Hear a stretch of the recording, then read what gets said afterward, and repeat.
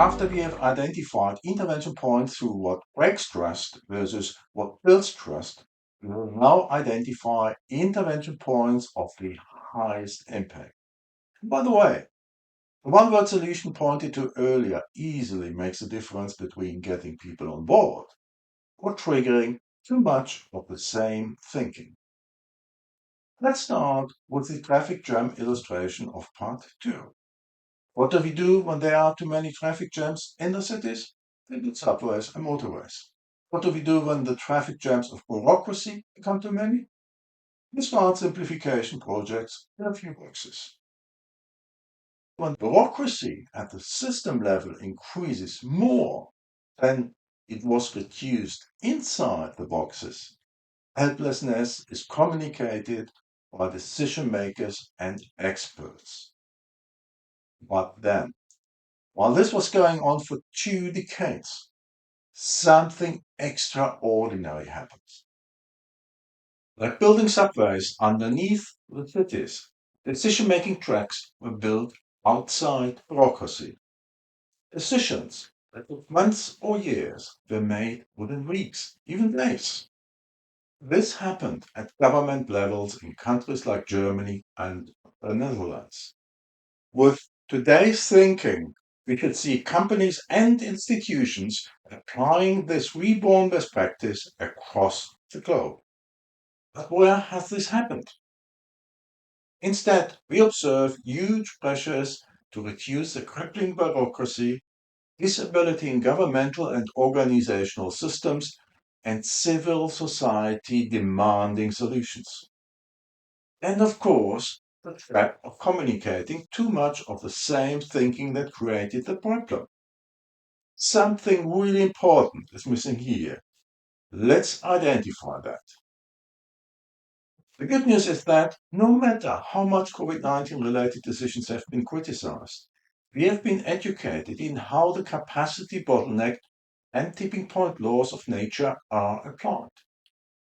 It happened when illustrations like this one were discussed on TV. Mathematics-based simulations identified the exponential growth of the virus. This demanded urgent action. It guided decision makers to stay before the tipping points to ensure that the demand for emergency units and hospitals did not exceed the available capacity. Here are some of the corresponding flatten the curve practices from the world.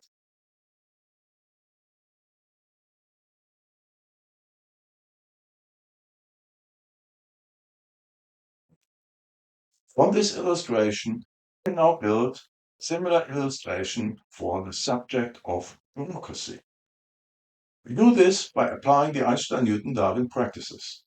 This means we go straight to the highest system level at which projects might still be executable. The areas of bureaucracy and complexity seem equally important. Instead of creating two boxes, we make bureaucracy part of the broader complexity. Decision making is bound to be the place where the difference between worsening or reducing bureaucracy and complexity is made. For now, we keep decision making in the back of our minds. To intervene where the highest impact can be made, we need to understand where the highest damage is created. Effort and costs over time should serve as reliable indicators. From the flatten the curve illustration, we copy the line identifying the maximum capacity available. This line represents the maximum affordability in terms of costs and efforts for projects, organizations, systems, or society. In between, there's another line identifying up to where things are healthy. For the effort and costs, we need something experts and decision makers can remember and can apply. It needs to work across industries, areas, subjects, and boxes. It should provide the main intervention point where the highest impact can be made at the lowest costs and risks. An analysis with experts by experience in the midst of a highly complex environment led us to these elements. the number of bits and pieces in the system, plus the number of dependencies, plus the number of changes with the bits and pieces and dependencies. We call this the complexity level. The bits and pieces can be anything that involves cost or effort. Examples are a link to a web page, a paragraph of regulation, a cultural difference, or a process step. At this point, the standard approach would be to create definitions, gather data, and run mathematics-based simulations. Well, we know that mathematics does not work for this situation. Yet, we have seen far too many such efforts. They took too long, pressed an arm and a leg, and disappeared in a drawer. Instead, we used patterns. The beauty of patterns is that everybody can have a somewhat different view. As long as we understand each other from patterns like those you see here, we accelerate our decision making drastically. The question to answer now is this: how have the cost and effort of complexity developed over time? From workshops and many discussions with experts by experience and academic experts, the following pattern emerged. Efforts and costs grew to the maximum affordable. As it grew slowly, the exponential growth and level 1 tipping points were missed. Instead of switching to different practices, the same practices continued to be applied. Here's the problem. Beyond this tipping point, every situation can or will be different. As people were hit by gaps and conflicts, such as those in or between web pages, ITFs, processes, regulations, and so much more, this created the need for improvement projects. With the exact practices from before the tipping point, more and more bits and pieces, dependencies, and change needs were added to the system. Another pattern emerged, that of high project failure rates. When projects fail to deliver the needed results, their project owners and the experts said, the best practice or proof of concept has worked earlier. We must have done something wrong. Let's restart the project and double our efforts. But in the surroundings of such projects, at about the third attempt, experts by experience started to say, I believe it when I see it. At around the fifth attempt, they said, won't work either. Yet, such projects continue to be restarted. It created all sorts of capacity bottlenecks. Missing those bottlenecks that were too difficult to measure became a standard situation in fields such as best practices, IT, standards, regulations, cultures, and processes. In the back of this, decision making changed. Critical information that was not expressible in exact ways was not welcome anymore. Compliance with popular best practices and trends became more important than laws of nature, returning clients, solving root causes, motivated employees, and healthy organizations. And it didn't stop here. The supposedly safe route became that of applying what had worked before. This was follow the best practices and trends that had worked well earlier. At some point, environments started to change quicker than documentation, processes, and tools could be adapted. A new dimension of damage surfaced when the level 2 tipping point was crossed and the capacity bottlenecks worsened. At this point, we can add the symptoms we identified in part 1, such as competitive weakness, burnout, productive people losing their jobs to finance the costs this has created, and divided populations. Patterns of this tipping point having been crossed became regular cost savings projects and reorganizations, high impact innovations getting stuck in the system by default, structural skill shortages in various fields, and mistrust in hard facts, institutions, and our leaders. With the patterns identified, we can now complement them with an exact practice. In that respect, a serious estimate from 2013 says that throughout the Netherlands, 90 billion were wasted each year for unnecessary complexity and associated bureaucracy. If you want indication for another Western country, just do the math with the number of residents for your country. What we can do now is to identify the intervention points of the highest negative impact. Another expression is the most damaging root causes. With 2+ decades of failed solution attempts to the colossal problems, there is one root cause that stands out from all others. Our current systems are gridlocked in the same thinking that created the problems. Our systems are gridlocked because this thinking isn't just in our unconscious minds, but also embedded in our educational systems, best practices, regulations, that's from organizational rules up to constitutions, in processes, journalism, social institutions, human culture, IT tools, the scientific model, and of course, decision making. The further pattern is this. When the gridlock situation is not planned for, and the project is beyond but close to the level 1 tipping point, expensive corrections will be required at higher complexity levels. Project failure is guaranteed. What an opportunity to free up budget and resources and move them to problem-solving initiatives. Unfortunately, this is not a solvable root cause. To open the gridlock systems and unleash the solution potential available today, we need solvable root causes. The matter is complicated as we cannot afford any further delays. The only way left is to identify and solve those root causes through which the highest impact can be made at the lowest costs and risks. Here we go. Root cause 1 is that of missing the tipping point law of nature. On the level 1 tipping point of complexity is crossed, and this law is not applied.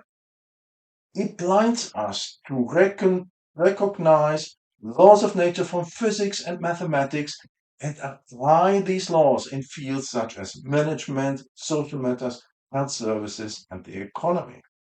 It blinds us to recognize and apply laws of nature that cannot be expressed in exact ways. Root cause 2 is that of insufficient listening to highest impact information as opposed to listening to everyone and everything. Relevant laws of nature, Einstein, Newton, Darwin practices, and the solution enabling practices of individuals such as Steve Jobs. Those who have found high and highest impact solutions after standard solutions continue to fail. That's in the field and in science. Core human values such as health and essential behaviors like seeking the truth and adaptive integrity. Let's have a closer look at Steve Jobs. What did he do differently? Well, while the phone industry tried to reinvent the phone step by step, he listened beyond the surface to what users really wanted. He drove engineers to go beyond the tipping point where the phone delivered to client needs. The iPhone or smartphone was born. Root cause 3 is that of decision-making processes and fixed ways of thinking overruling relevant laws of nature, Einstein Newton Darwin practices, core human values, and essential behaviors. While nature does not allow overruling or ignoring laws of nature, Several Einstein-Newton-Darwin practices are known to large groups but missing during decision-making processes. The health of people, organizations, environments, and our planet is at stake. Root cause 4. Funders giving their money to standard practices, research, innovations, and solutions that continue to fuel the colossal problems while highest impact innovators receive no funding. Root cause 5. The missing guidance and training of expert scientists and decision makers in relevant laws of nature that cannot be expressed in exact ways. Practices which work well prior to the level 1 tipping point of complexity and those at the other side of this tipping point. How simple solution packages to complex problems can be found. How changeable root causes can be found for complex problems. How various big problems may become solvable. And how executable solution frameworks for many complex problems can be identified early on and with little effort. Root cause 6.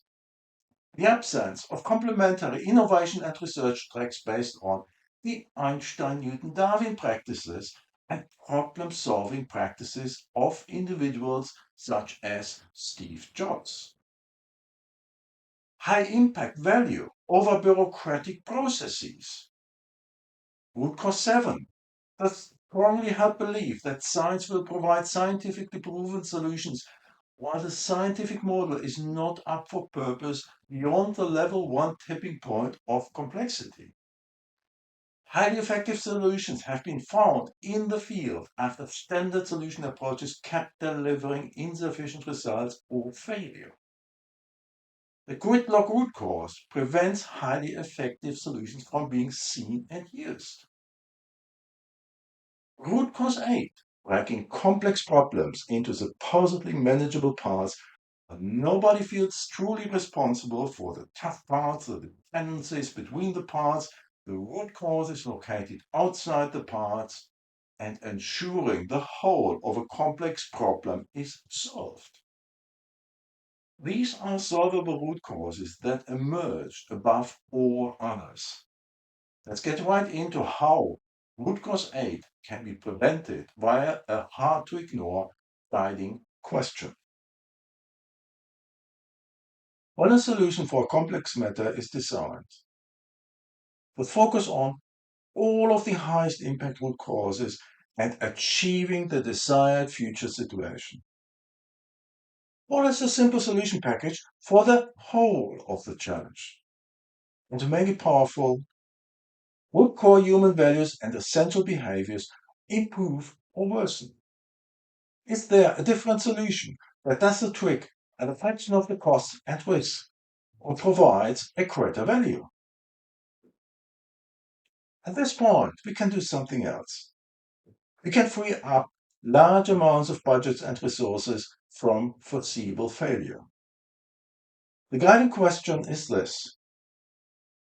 When decisions are made, has a manifesto-based health check been done to establish whether a strategy, best practice, innovation, or project is practical, executable at the system level, and sustainable?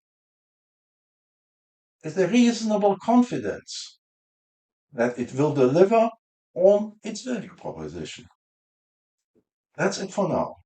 In the next section, we will identify the one word to select the practices that work well prior to and beyond the level 1 tipping point. Thank you for watching this tutorial to the end.